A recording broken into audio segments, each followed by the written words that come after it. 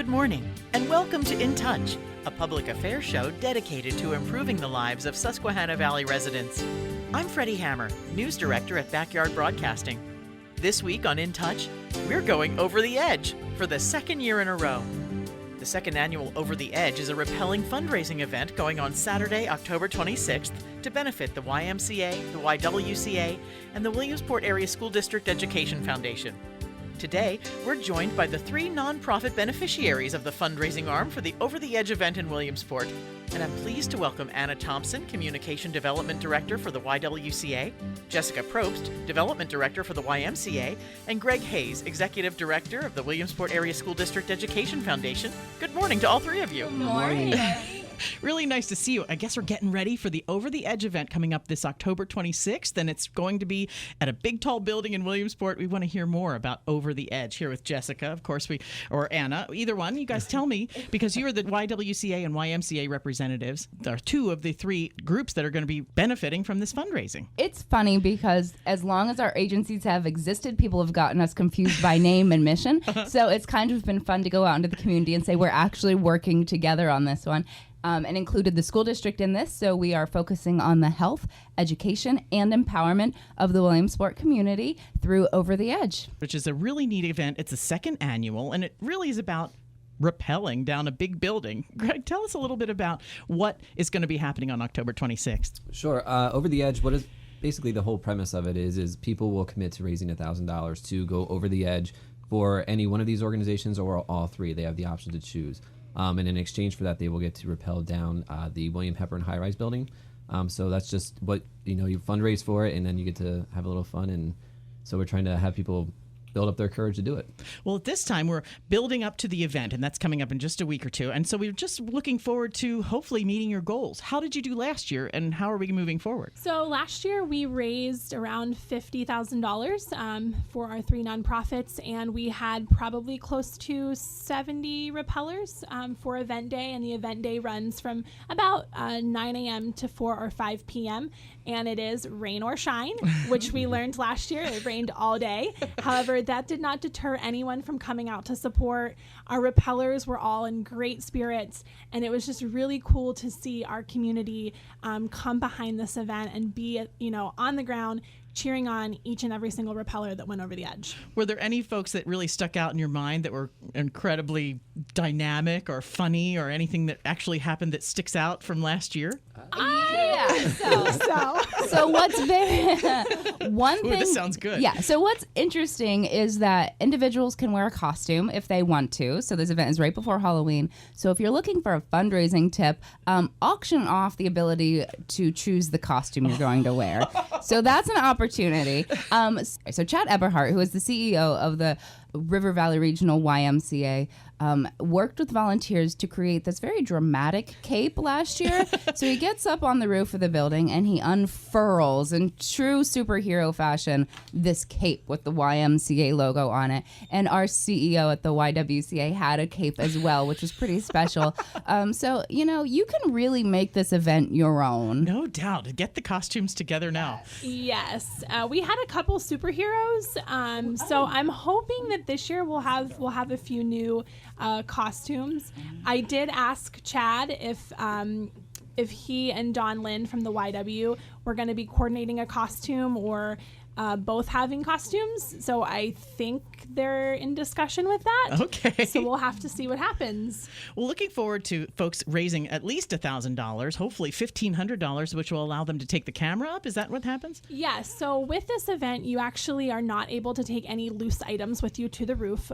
So no cell phones, no cameras. So we provided an incentive where if you raise $1,500, we will actually give you a GoPro on your helmet, and you'll be able to rappel recording with the GoPro. And, our sponsor, Entrada Technologies, has made that possible for our rappellers. So that's another piece that we like to use. And it's an opportunity then for you to share with your supporters that helped you raise the money, but then also your family and friends. Well, that's neat. I guess when you have that one fundraising experience, only one person goes down over the edge at that time? Oh, You can yes. tell your- So if you have a group that is working together to rappel, there's so many options that you can do. Like you can do a toss your boss, so then your boss would rappel. You can also do, like Anna said, like a chicken coop where the person that raises the least amount of money then is required to do the rappel, making it a little bit more competitive. But it is $1,000 per rappeller. Okay. So if it's a team that's working together to raise the money, then we would have to say that they would have to raise additional funds to do the rappel.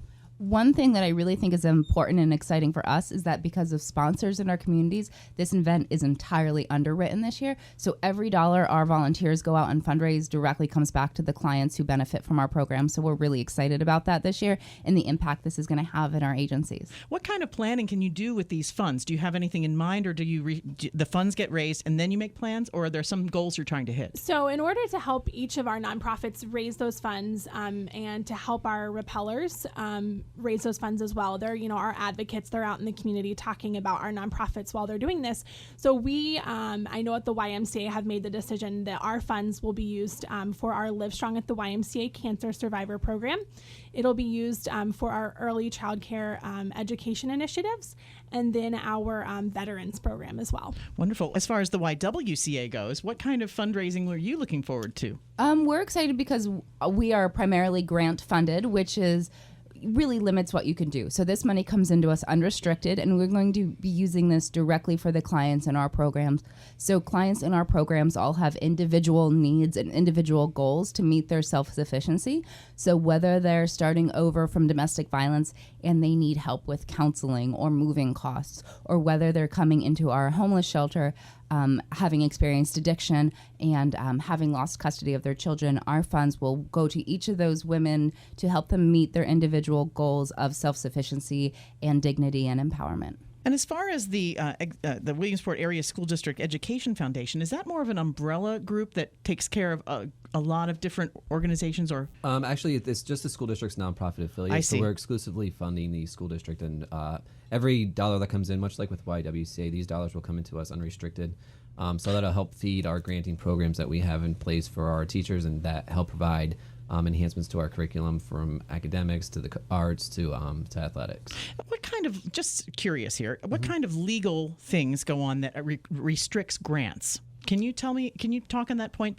Sure. Well, for most nonprofits, you have unrestricted dollars that come in, so there's no strings attached to that. So sometimes a lot of donors will provide funds with for a designated gift or for a restricted purpose, or for whatever fund you want to set up. So what these unrestricted dollars do is just provides us with the autonomy to use the dollars as we see the need that it best fits. Nice. Okay. And speaking of grant funding, we're so fortunate because it comes through the government, whether it's the federal or the state government, and they've got goals for that money. There's the results they want to see, such as people housed or clients in shelter. But we know that making someone self-sufficient, just like in Jessica's programs, is so much more than those basic things. People are homeless and they need shoes and they need bedding and they need shampoo and they need food and they need staff to help them navigate the human services field. So the grants don't always cover all of that. It gives us a great basis, but those donors who are really passionate about the people we serve is really what helps us fulfill the work that the funds help us start. Each of you have been in your organizations for at least a year because you did the first annual Over the Edge. Tell me a little bit about your background there, Anna. Sure. I've been at the YWCA for 7 years doing different forms of communication and development. And in that time, I've really gotten to know the stories of the clients. I always say my job is telling the stories so people understand what happens within our agency. How about you there, Jessica, as far as the YMCA goes? How long have you been there? So I have been with the River Valley Regional YMCA for 3 years in the development role, and very similar to Anna, in development, it's all about sharing the stories and the impacts of what your nonprofit is doing. And that's one of the reasons that I enjoy what I do, because I get to see individuals that come into our facilities every day, and we're able to meet needs and provide services that they're looking for. Specifically, one that I love and I'm super passionate about is our Live Strong at the YMCA program. Seeing cancer survivors come in and participate in a support group, a small group program that is helping regain their health and well-being following a cancer diagnosis is fantastic. It's awesome to see. So I'm excited that part of our funds go to support that program. You seem like the kind of women who are happy to wake up and go to work. Yeah. I think so. Absolutely. I hope you too, Greg. I mean, I hope, sure, of course, that you have a great role as well with mentoring lots of people and lots of students. Sure, yeah. I've been in the school district for almost 9 years now. My role in the district is sort of twofold. I handle a lot of the development work side, much like what these ladies do here, and then I also do the public relations and marketing for the school district as well. So it's sort of a dual role, dual purpose. But a lot of the time they go hand in hand, and then they sometimes have their exclusive works. The Over the Edge event is just sort of a perfect hand-in-hand thing, working sure, at the building that you're going to be jumping from. That's a special building. How did that come about? So we knew we only had so many options in Williamsport that would create the height that would get people excited. But at the YWCA, the goal for so many of our clients is to get their own apartment. And we work with a lot of people with disabilities or with a limited income. So the Lycoming County Housing Authority is an awesome partner for us, for our clients to strike it out on their own. And Mary Lynn Severson is the executive director there, and she wrapped her arms around this when we came to her and said, can we step off the edge of your building? Her maintenance team has been incredible. And we know there's been a little concern in the community. We're coming in, we're taking over these people's home for the day. We're bringing in ropes and professionals and volunteers. Noisiness. And we are just taking over their home, and we are so grateful for them. But they really enjoy it. We, when you're rappelling there out on their balconies with their coffee and their bathrobes and cheering for you and holding signs, and the residents are nothing except kind and wonderful. And it's our goal to be respectful of their home, because it's a privilege that they let us come in and have this kind of event there. So we're more than thankful, more than we can say to the Housing Authority for letting us come in and go over their edge. Well, let's find out how we can sign up. Become a donor for this, one of the three nonprofits, or all, whichever you want to do. You can split it between, or you can choose one. How do we get in touch to raise those funds and get them to you? Sure, yeah, you can it's very simple. You just go to the websites, overtheedge.events/Williamsport. So you go there, you can fill out all the registration information, figure out who you want to give to, so you can raise $1,000 for all three organizations, or you can choose one that you prefer. All right. Well, we'll go online. We'll do that. Get your friends together. Got a couple more weeks to go. Can you walk up with your registration form and money, or is there a deadline before the event? We do allow you to walk in the day of, and if you've got the $1,000 in hand, we will let you sign the waiver. You can fill out the registration form, and we would be more than happy for you to rappel. Do you have any swag bags for people? We do. So our rappellers do get T-shirts. They're wonderful T-shirts. Over the Edge does provide those. They say Over the Edge Williamsport on the front, and on the back it'll say I Went Over the Edge, and it has our sponsors and our three nonprofit logos on it as well. And then they provide us with Over the Edge swag bags that we work to fill with our sponsors and other partners in the community that we think we would like to have part of the promotion side of it. How many people are going to go over the edge, you think, this year? What are you hoping for? Well, currently we have about 50 or 60 individuals signed up that are actively fundraising. So another option is, if you don't want to go over the edge yourself, you can go to our event page, Over the Edge .events/Williamsport, and you can support any number of rappellers on there. Every donation is tax deductible, and I think the smallest donation you can give is like $3, up to whatever you feel like you want to give. Yeah, we have an unlimited number of rappel spots, so we're still looking to fill spots with anyone that wants to participate. All the brave people out there going out and help out the YMCA, YWCA, and of course the Williamsport Area School District Education Foundation. Any more you'd like to add there, Greg? We just hope that we can get people out here to support all our organizations and come out and have fun. And as we always say, just challenge you to challenge yourself. So we're just hoping that you come out. Great. October 26th for the Over the Edge event. Online one more time. Tell us the website. Is overtheedge.events/Williamsport. And I just want to say thank you. Not only do we have community volunteers and donors being part of this, within our programs, we have individuals who benefit, who are also fundraising to go over the edge. And we've had donors make it possible for those individuals, which is really amazing to watch. So thank you to our community. We're blessed and fortunate to live in a county that recognizes the need for what we do and wraps its arms around it and makes our services possible.